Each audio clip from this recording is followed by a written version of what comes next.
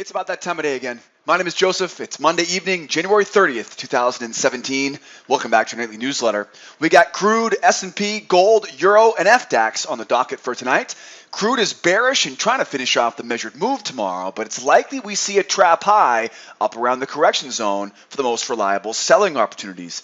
S&P is bullish, trying to make up for lost ground after today's session opened up with a monster gap down over the weekend. We'll see if the bulls can fill that gap. Gold is bullish after contract rollover and trying to retest the round number at 1200 tomorrow, and the bull channel tells us to be looking for the most reliable opportunities below the most recent swing. Got a great looking chart on gold after rollover. And of course the euro's bullish and trying to retest today's highs after a wild ride on both sides today. We got a key trend line we're watching right now on the euro. Stay tuned for more on that in just a moment. And of course the FDAX is bearish, trading right in the battle zone tonight and looking for a retest of the low tomorrow and possibly a gap fill from that big bull run from last week. Are they going to get that gap filled finally? We know most of them do get filled. We'll see about that on the DAX in just a moment. Boy, I hope you guys had a great weekend. We're back at it here for a big week. We got a bunch of news this week, a bunch of big opportunities.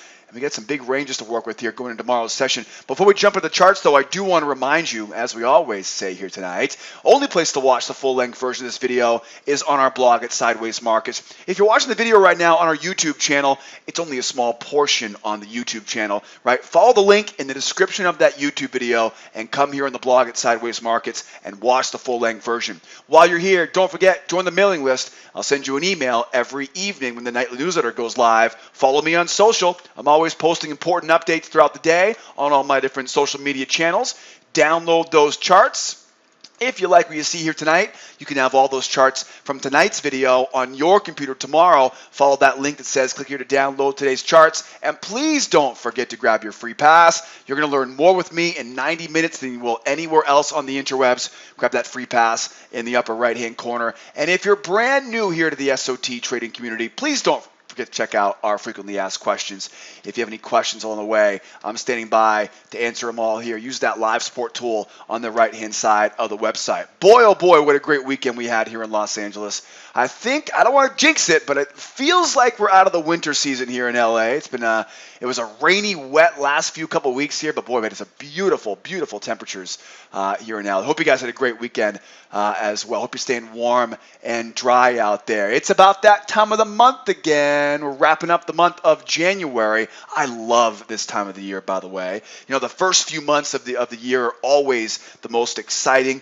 Everybody's got some jobs to do, right? And so it's been a really great month of January. But tomorrow we say goodbye to January, wrap the month of January, and we'll get the new month of February started on Wednesday. Now, with the end of the month comes a couple things. First of all, when you think end of the month or beginning of the month, you want to be thinking volatility.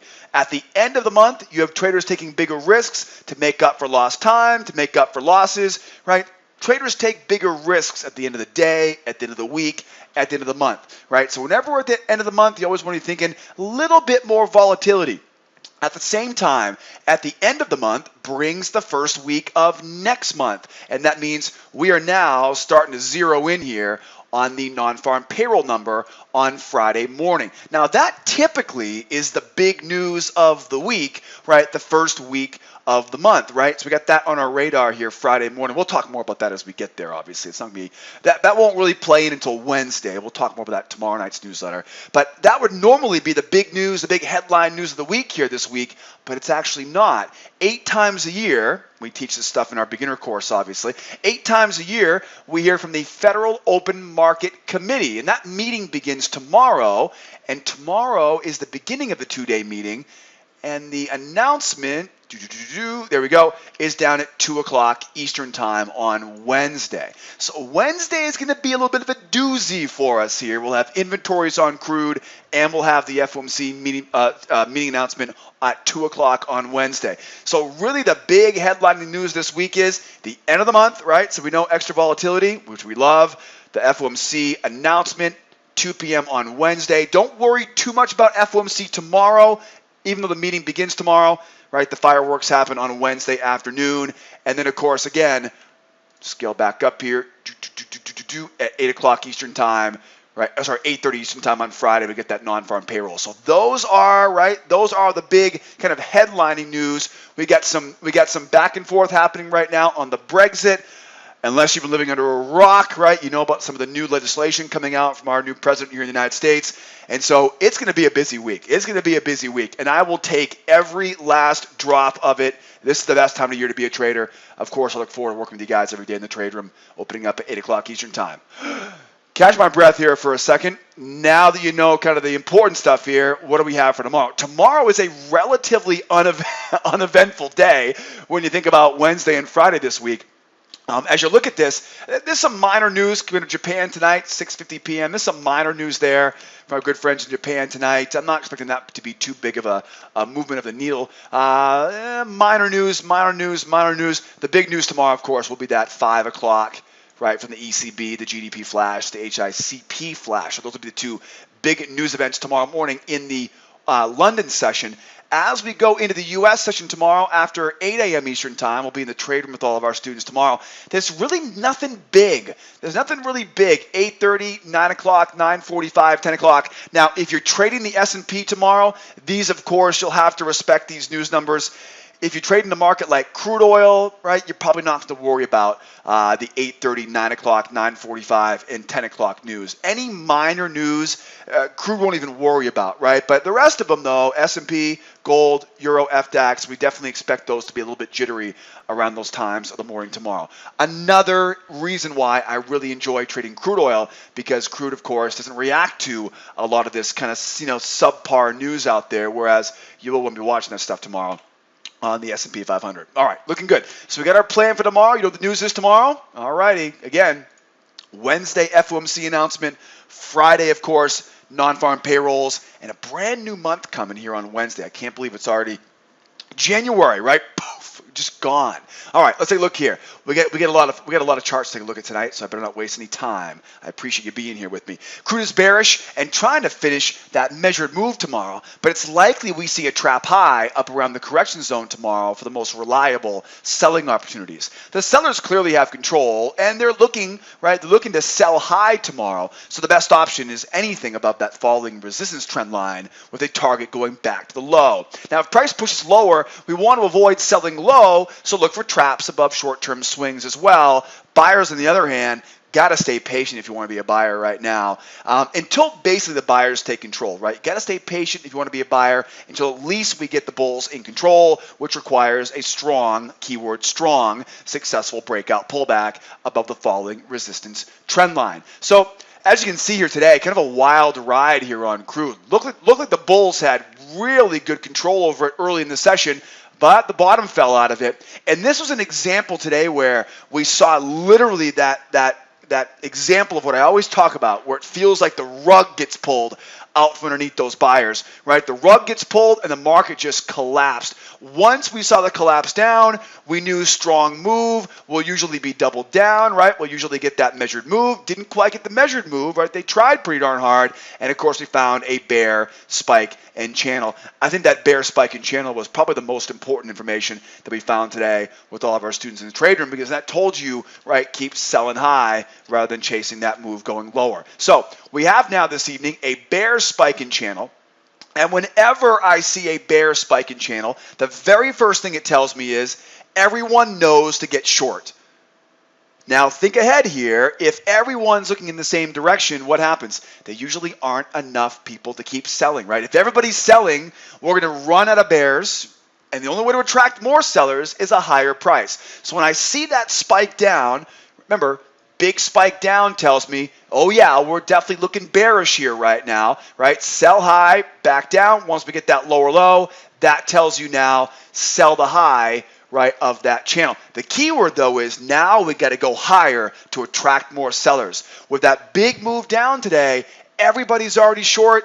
There's no question about direction, and whenever that happens, we know you're going to have trouble finding more sellers that want to sell low, and we have to sell high. With that said, we also have a pretty big clue here right now in the price action cycle with that bull channel. If you're a client of mine, right, you know exactly what I'm talking about here right now. That, of course, then takes me into a falling resistance trend line, and really right now, you're looking at all of these swings This obviously would be the ideal situation. Get price up and then back down, right? That would be the ideal. Get me somewhere up inside of this area or this area, really just anything. Get me going higher, right? Get me going higher so we can sell high rather than trying to sell low. What if price does go lower? If price does go lower, we have that low of day, right, and that measured move. As you can see, I've kind of illustrated where that no trade zone will be. So what you don't want to do is come down here, try to sell into that low. What I'd rather have you do is look for traps, right? Look for traps.